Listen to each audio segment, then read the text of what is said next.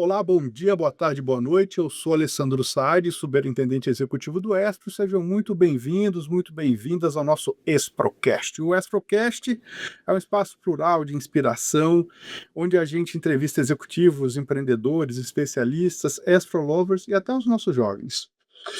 Hoje eu tenho o prazer de entrevistar um profissional que admiro muito, e é verdade. Meu convidado de hoje é João Cordeiro, escritor, palestrante, consultor, especialista em accountability e cultura organizacional. João, bem-vindo e obrigado. Eu que agradeço, é um prazer estar aqui nessa casa que já me recebeu diversas vezes aqui. Bom, antes de começar, eu já falei do negócio que as pessoas falam, que diabo é accountability? Então, a primeira pergunta é, você poderia contar para os nossos ouvintes o que é accountability? Conto já pedindo desculpas, né? Porque tem gente que pede uma tradução para a palavra, né? Mas você sabe que nem tudo se traduz, né? Do português para o inglês e vice-versa, nem nomes, né? Maria em inglês é Mary, né? Paulo é Paul, mas Tiago é James, já muda. O que a gente faz? Naturalmente a população faz. Quando a gente tem uma palavra que a gente não traduz, a gente incorpora. Nós fizemos isso na linguagem popular com hambúrguer, ketchup, milkshake, né, delivery, e também fizemos com palavras em inglês no corporativo, como feedback, que a gente não traduz, compliance e marketing, Mas né, que a gente também não traduz. não existe mercadologia. Mercadologia não tem. E se você traduzir marketing para propaganda, você perdeu boa parte. Se você traduzir marketing para gestão de vendas, também se abriu mão de outras. Então, esse é o risco quando a gente traduz. Então, accountability uma palavra que só tem no idioma inglês. Muito interessante. Não tem no mandarim, não tem no alemão, não tem no italiano, não tem no espanhol, só tem no idioma inglês. E ela significa uma virtude moral que faz com que a pessoa eleve, desculpa, o seu nível de responsabilidade, com manifestações de prestação de conta, de cumprir a palavra, né? O que é dito é honrado, de fazer uma entrega de resultados, não só pensando em si, mas no coletivo. Então ela tem manifestações para a sociedade, para a família, para o próprio indivíduo. Tem dimensões da accountability do governo, que é a accountability governamental. Alguns países têm secretarias ou órgãos de accountability, cujo objetivo é prestação de conta para a população. Em Washington, você tem lá um prédio muito grande que chama GAO, que é Government Accountability Office, que é um órgão que se dedica a prestar conta para a sociedade. Não pouco usado no governo atual, mas Ele está lá, mas ele está lá, né? está lá. E assim também como você tem a accountability corporativa, a social, a pessoa. Então ela tem várias dimensões e basicamente significa uma responsabilidade maior, ir além, pegar para si a responsabilidade e gerar resultados consistentes. Agora que os corações estão acalmados, entendemos o que é accountability, vamos começar com a sua história, assim. Como é que começou a jornada profissional do João Cordeiro? Olha, Sade, eu sou psicólogo de formação E e você já queria ser psicólogo? queria. Tá, tá. Na verdade, meu sonho lá na infância era ser engenheiro mecânico. Que tem tudo a ver com psicologia, até na mesma área de Então, estudo. e aí eu fui até ali a fazer inscrição na FEI, né? Que eu gosto muito de carro, mecânica, motores e tal. Quando eu descobri que a pessoa para entrar tinha que dominar a matemática e para ela sair, ela tinha que se tornar ah, eh, simplesmente uma expertness em números, eu percebi que não era para mim. Eu falei, não vai dar, vai ficar só no hobby, a carreira vai ter que ser outra. Então, eu fiz a inscrição em psicologia, né? Passei, e eu trouxe da infância uma paixão sempre por motocicletas e com um sonho de atravessar os Estados Unidos de moto, né? Eu via as revistas da National Geographic, me apaixonava por aquilo, e quando eu entrei na faculdade comecei a trabalhar como garçom, juntando dinheiro para ir. A ideia era quando eu iria quando eu me formasse. Mas chegou no 4º ano, eu falei: "Não, vai ser agora". Então, tranquei a matrícula, meus pais deram ok, e eu comprei uma moto em Los Angeles, usada, e fui atravessando os Estados Unidos, parando em universidades. Universidades, sites que eu gostaria de ter estudado, mas eu não podia. Então a primeira foi UCLA, depois foi a Universidade de São José, depois foi Berkeley, em São Francisco. E o que que acontecia? Antes do 11 de setembro, o campus era aberto. Então você entrava numa faculdade de psicologia, você entrava lá no prédio, você tinha uma aula. Saía de lá, acho que você tinha uma aula de neurociência. Onde é o prédio de medicina? É lá. Pronto. Ou às vezes o professor perguntava: "O que você está fazendo aqui?" "Eu vim assistir uma aula." Ele falava: "Tá ok, bem-vindo, não atrapalha, tá?" E E dava segue a vida. e segue a vida. Depois do 11 de setembro mudou muito. Então eu fiz isso durante 6 meses, vendi a moto no Van Wyck, comprei um bilhete para Londres e fiz mais 6 meses de trem na Europa, também visitando universidades. Quando eu voltei com a cabeça de consultoria. Eu voltei eu tinha visto coisas, porque as faculdades são diferentes. Muito, muito. Olha que interessante, em uma das faculdades eu fiquei assim, assistindo a aula 1 dia, 2 dias, às vezes 1 semana, teve uma que eu fiquei 1 mês. Que eu achei fantástica, era uma universidade em New Jersey, que a regra era assim: não importa a faculdade que você quer entrar, odonto, medicina, direito, economia, você tem que fazer 6 meses de introdução ao mundo dos negócios. Ó, que louco. Chamava Business Introduction. E o nome do professor eu lembro até hoje, Mister Giordano.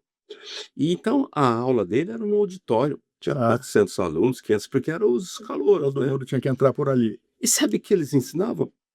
Por exemplo, você vai montar a empresa um dia, não ponha um nome grande, sua empresa tem que ter nome pequeno.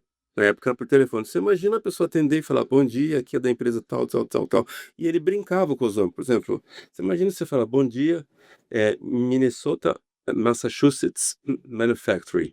Não, 3M, né. "Olá, bom dia, o senhor ligou para International Business Machine". "Nossa, o senhor ligou para IBM".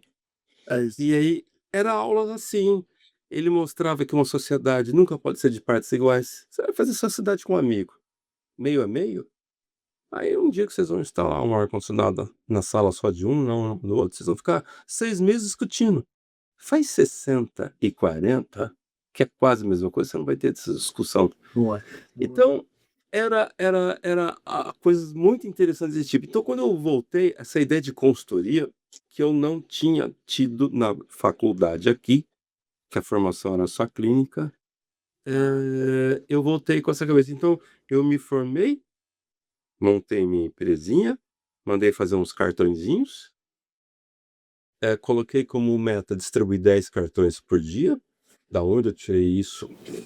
De uma das aulas de Business Provavelmente. Introduction. Comprei uma secretária eletrônica, Só mandei um minutinho.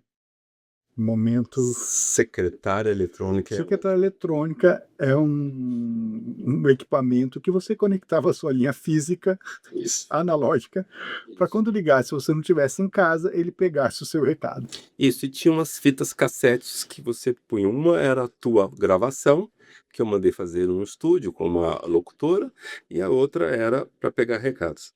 E a linha era alugada, Claro. porque custava $2.500 cada linha essa, É isso. hein. É isso. E aí, com isso, eu fui batendo de porta em porta, falando com pessoas conhecidas, às vezes estranhos. Claro que ninguém não me atendeu, porque primeiro que eu tô falando de 1985, ninguém sabia o que era consultoria, muito menos um jovem, né. Mas como eu tinha sido garçom, um amigo falou: "João, tem um pessoal que tá montando um restaurante novo, eles estão tudo perdido". E eu fui lá, me apresentei, eles adoraram a ideia, né, e falaram 3 sócios, existe até hoje o restaurante, chama Filé e Companhia, lá em Campinas.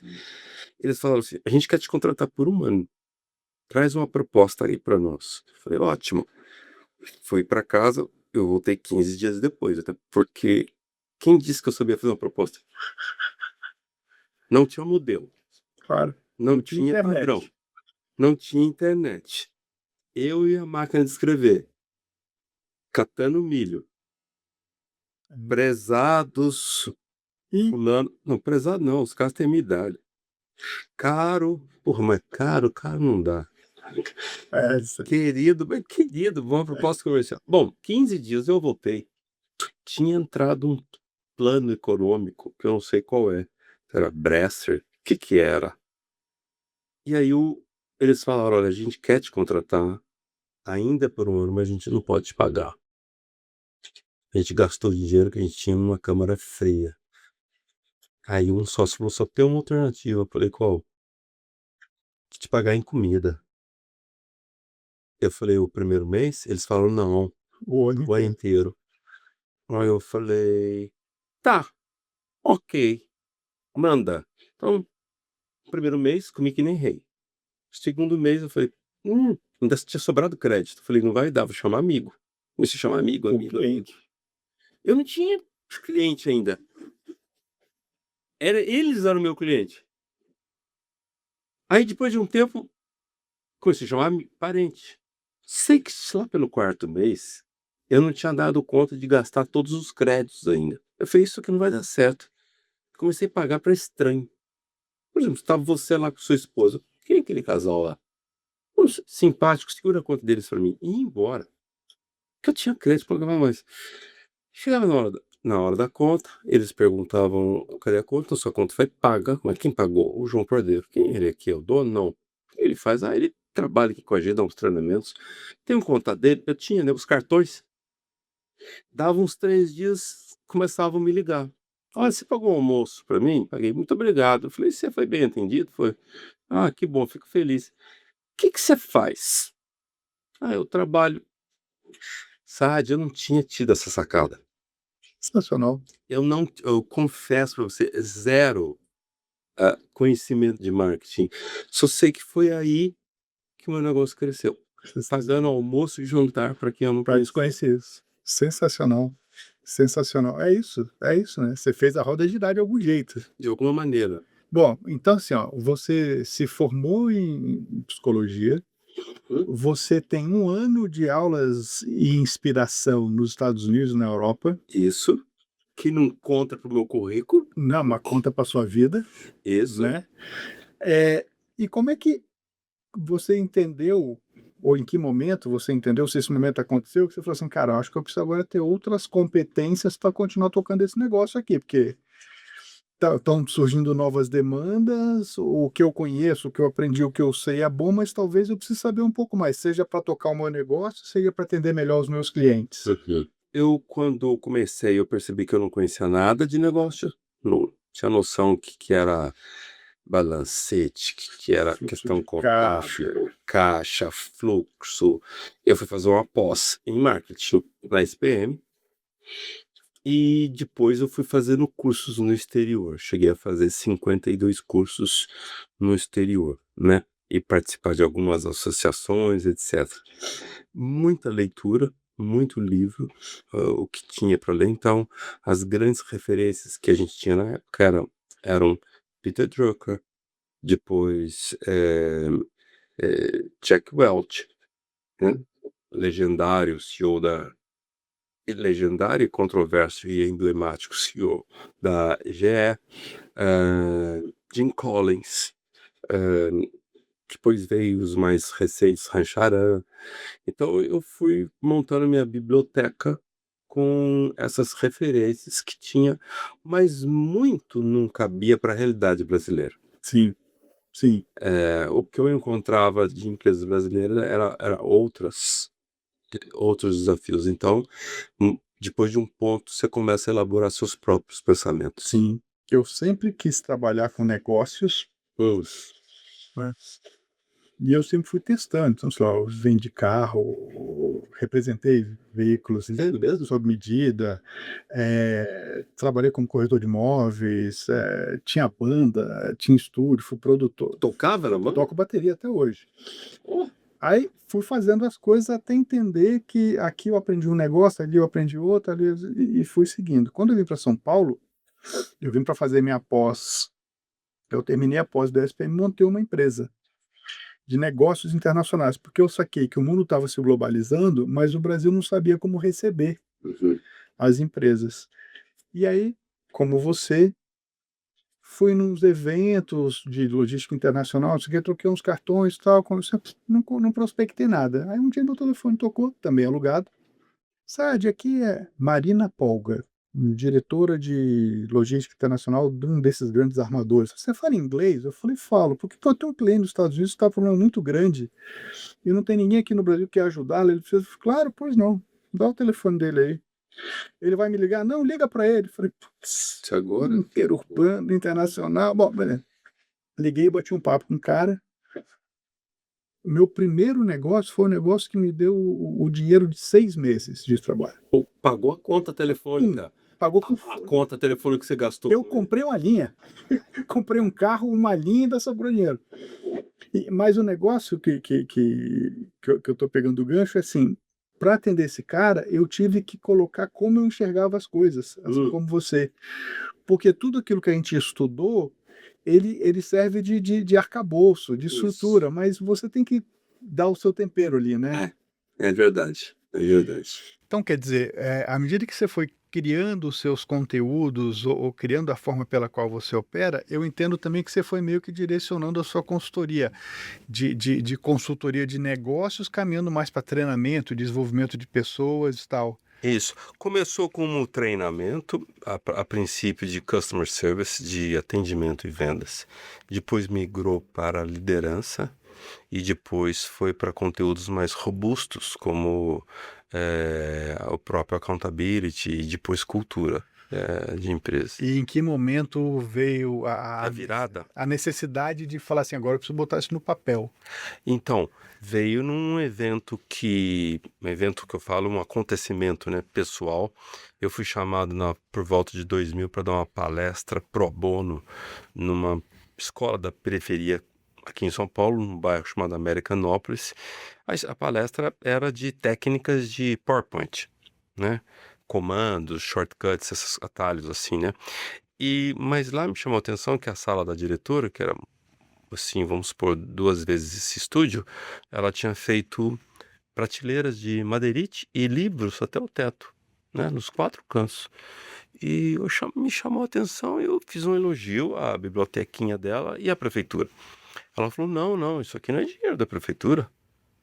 Isso aqui é dinheiro nosso, a cada 3 meses. E a gente pega 10% do nosso salário, meu, da coordenadora pedagógica, das professoras, das serventes, das faxineiras, e ela falou, quem não concorda com a política a gente transfere de unidade, e a gente vai com esse dinheiro no sebo, compra os livros, e vamos no 25 de março e compramos os brinquedos. E ela terminou com uma frase, o Saad, que para mim virou um tapa na cara moral. A frase foi, nós fazemos isso porque nós somos apaixonadas pelo que nós fazemos. E eu que tinha ido lá, meio que de favor, voltei com o maior presente da minha vida. Nó. Porque aquilo ficou na minha cabeça, né? O que faz alguém sair do seu quadrado e ir além? O que faz um ser humano não ficar preso à sua descrição de função e fazer algo por interesse genuíno? Que é tão um contraponto com esse pensamento que hoje a gente está vendo de fazer o básico, de fazer o mínimo. Você não tem que pensar como dono. Quem pensa como dono é o dono da empresa. Você tem que pensar como empregado. É tão pobre esse pensamento, né? Que eu saí de lá conversando com um amigo, com outro falando. E eu tinha um mentor, que era o Benvenuti, excelente palestrante. E hoje ele está aposentado, mora em Curitiba. E o Benvenuti tinha sido funcionário da diplomacia brasileira. Ele tinha servido na Embaixada de Washington. Tinha um inglês fantástico, né, de repertório. Tinha não tem, porque ele é vivo até hoje. Quando eu contei para ele falou, João, tem uma palavra para isso em inglês. Putz. Eu falei, qual? Ele falou, accountability. Universo costurando tudo. Ele fala assim, vai atrás, estuda. Eu vou trazer os primeiros livros. Ele viajava muito. Eu vou trazer os primeiros livros para você. Mas vai atrás, escreve, porque não tem nada na língua portuguesa, nem no Brasil, nem em Portugal. Isso foi em 2000 E aí, 12 anos depois, para você ver que escrever não é o meu melhor talento, como é que alguém demora 12 anos para escrever um livro, né? Tem gente que demora mais. Então, mas eu vou te falar por quê. O primeiro que a gente escreveu chamava De Quem é a Culpa? Aí eu fui levar para um amigo, ele olhou e falou assim: Ô João, só o título já me dá depressão. Imagina que um senhor vai ler esse livro. Reescreve tudo de novo. Aí eu fui, escrevi tudo de novo. Levei para a primeira editora, uma editora que eu não vou falar o nome aqui, mas ela olhou e falou: achei um tema interessante, só que é o seguinte, ninguém conhece esse termo, o que é verdade. Nós temos que fazer uma base. Faz o seguinte, escreve para criança. E depois de para criança, a gente lança um produto. Eu falei, pode fazer sentido. Então foram mais 3 anos escrevendo, estudando comportamentos inadequados de crianças, tal, não sei o quê, falando da educação infantil. Quando eu liguei para ela, de novo, ela não me recebeu. Mandei e-mail, ela não respondeu. Eu mandei uma cesta de flores. Ela não respondeu. Mandei uma lata de trufas, da chocolate do Jô.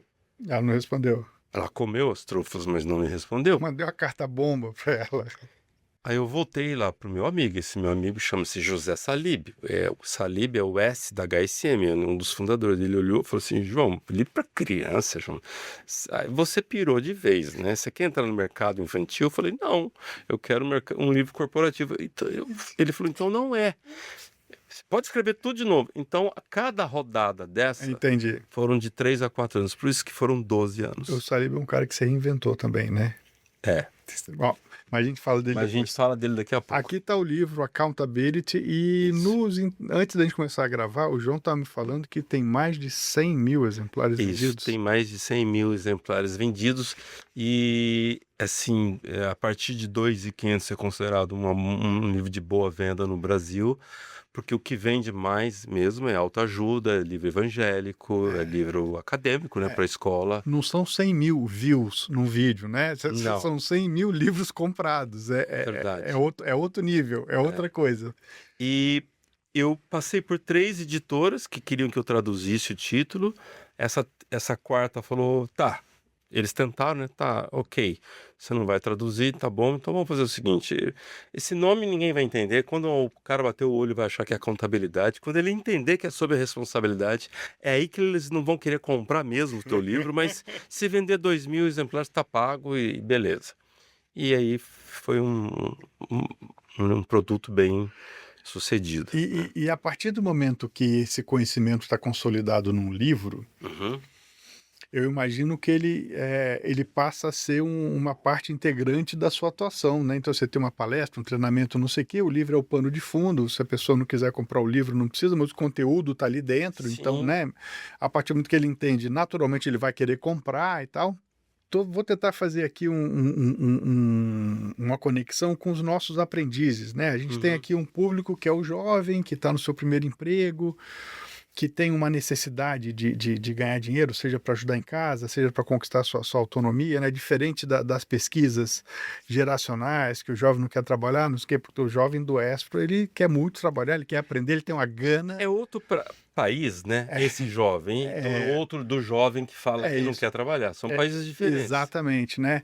Então, como é que a gente consegue fazer aqui uma conexão da accountability com o esforço desse jovem ou com as atitudes necessárias para que ele ocupe esse espaço que ele aspira? Para mim tem toda a relação, porque esse jovem, ele já está manifestando nele pensamentos accountable sem ele saber. E por que ele está manifestando? Quando ele sai, quando ele vai atrás, quando ele vai procurar um emprego, quando ele está disposto. É lógico que sempre tem aqueles que ainda vêm empurrado. O pai é que traz, a mãe é que traz. Eu imagino que deva ter assim. Sempre tem. Mas muitos já estão conscientes por conta própria que tem que dar um jeito de se movimentar, porque o mundo não vai cair no colo deles. Então, tem muita conotação e para mim, eu tenho como sonho fazer esse tema, esse produto mais palatável para um adolescente, entregar esse conteúdo numa forma mais, vamos dizer assim, melhor embalada para a linguagem deles, Sim. porque eu acho que é aí que a gente vai começar a mudar a educação desse perfil. E é uma idade excelente quando eles estão entrando no mercado de trabalho, porque eles estão ávidos por aprender. Depois de um tempo, eles vão achar que eles já sabem tudo. E param de fazer perguntas. Eu acredito muito nisso também, assim. Eu acho que a gente tem uma responsabilidade, de alguma forma, de complementar ou de compensar as deficiências que eles trazem do ensino público, né? Uhum, Mas deixando claro assim que a gente evoluiu muito no ensino público, né? A gente conseguiu incluir, agora a gente tem que melhorar a qualidade, a gente tem que diminuir a vazão, né? uhum. Mas ainda assim eu entendo que precisa ter essa compensação de gaps para ele ocupar esse espaço e falar de accountability. A gente já está conseguindo aqui no Espro conseguir fazer uma conexão com cidadania, com a sua Muito bom. responsabilidade perante o Social. país, assim, né? Porque não é porque esse jovem vem de uma condição menos favorável que ele não vai acelerar a evolução do país por meio da evolução dele. Então ele tem que entender que o que ele faz impacta, sim, Uhum. a família, o vizinho, a rua, o bairro, a comunidade, não sei o quê. E lá no final é o país que se move na direção correta. E outra, você sabe que ao fazer isso, eu não sabia disso quando a primeira vez que eu escrevi, né? Eu fui percebendo depois pelos depoimentos das pessoas.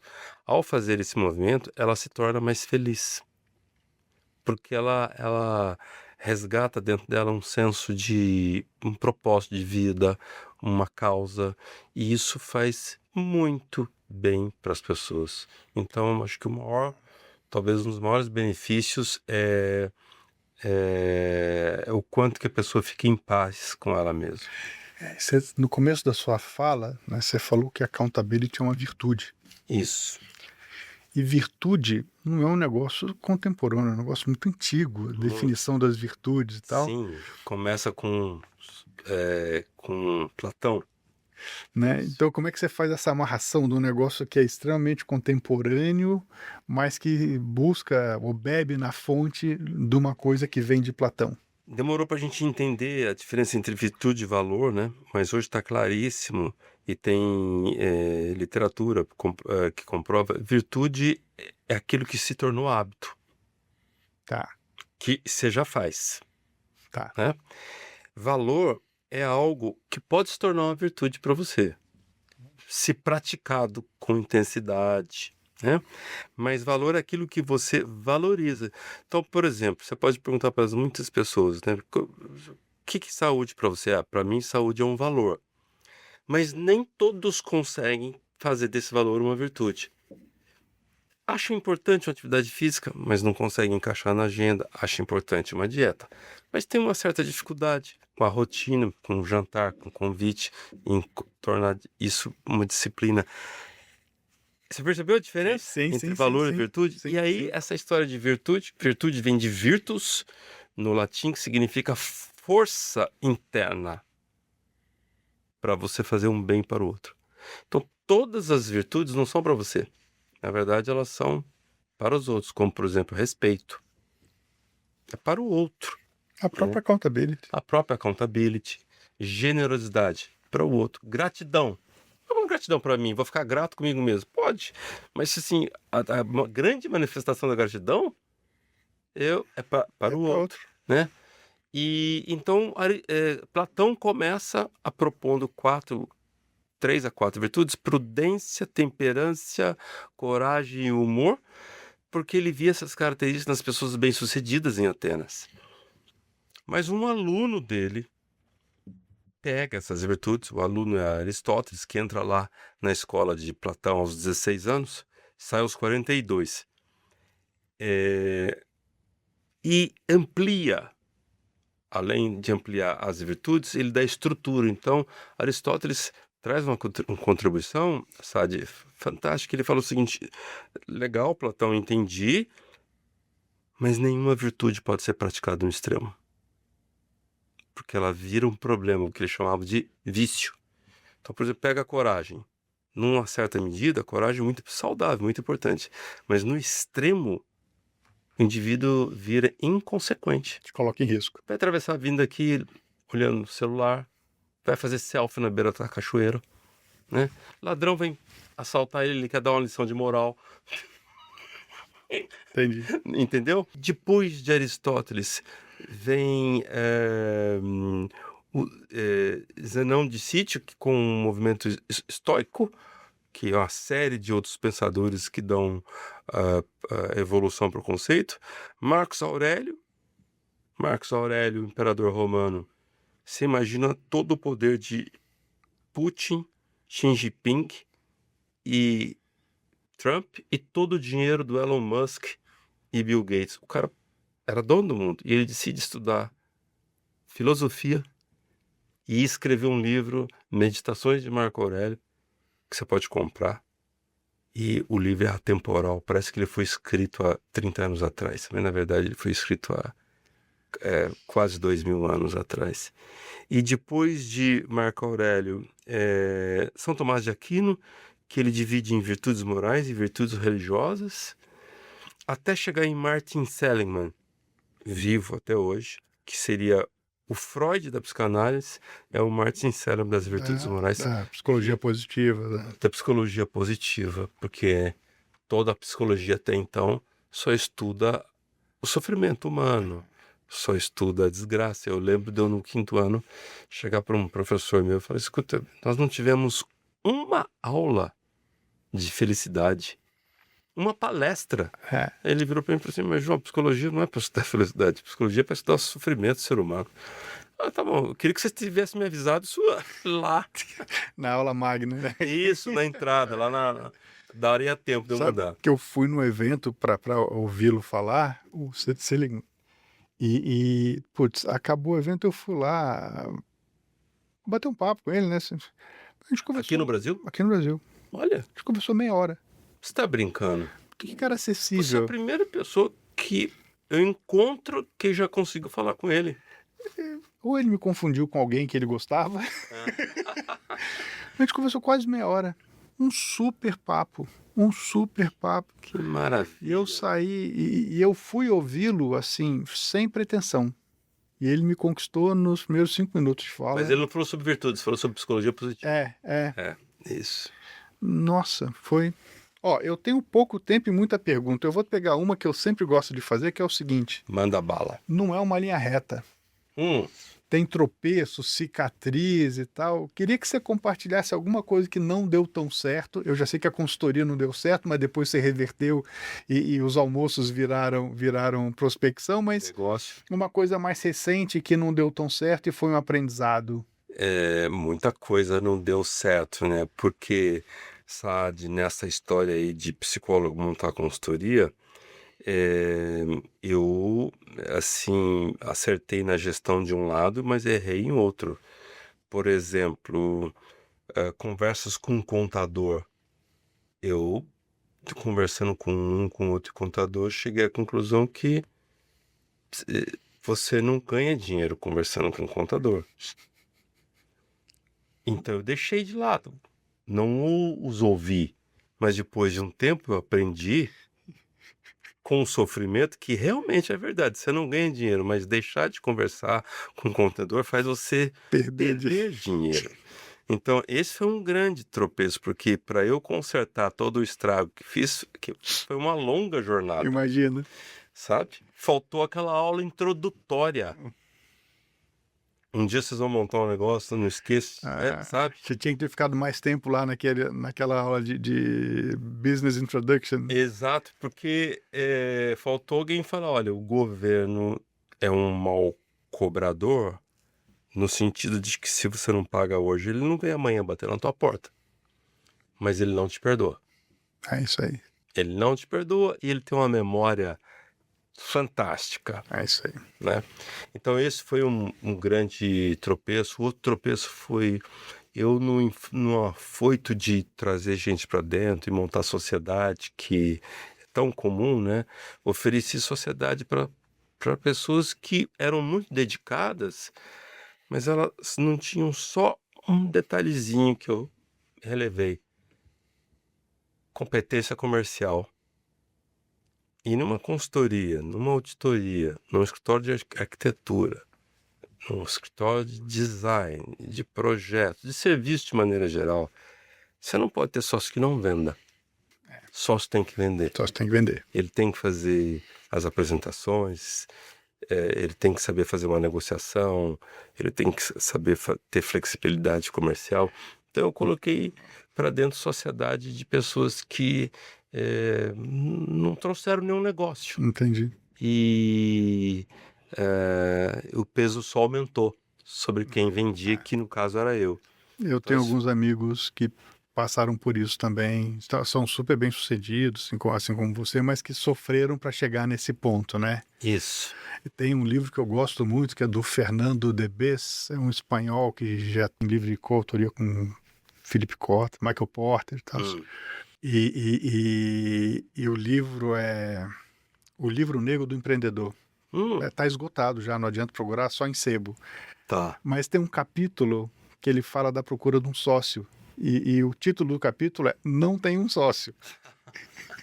Mas como você não vai me ouvir, aqui vão algumas recomendações Vai uma recomendação excelente. Excelente. Mas é isso. João, eu ficaria horas aqui, mas eu preciso encerrar. Então, Claro. quero mais uma vez agradecer a sua presença aqui, Puxa, o seu tempo compartilhando com a gente seus ensinamentos. Eu tenho 22 perguntas aqui que eu vou te encaminhar por e-mail depois. tá bom. Talvez eu coloque na descrição do podcast as respostas. Obrigado mais uma vez. Imagina, é um prazer estar aqui com você, Sadi. Um prazer muito bom ter essa conversa com você, e para mim é um privilégio. Obrigado. Bom, você que está ouvindo a gente está chegando ao final de mais um episódio. Eu quero agradecer a sua disponibilidade de ficar aqui com a gente e dizer o seguinte, se você quer saber mais sobre o que a gente está fazendo, acesse o nosso site estro.org.br ou segue a gente lá nas redes sociais, tá como Estro Oficial, em todas as redes, tá? Esse episódio está acabando, a gente tem episódios anteriores lá no seu agregador de podcast e daqui a uma semana, 15 dias, sai mais um, então fica acompanhando a gente, tá bom? Obrigado, tchau, até a próxima. Tchau, obrigado.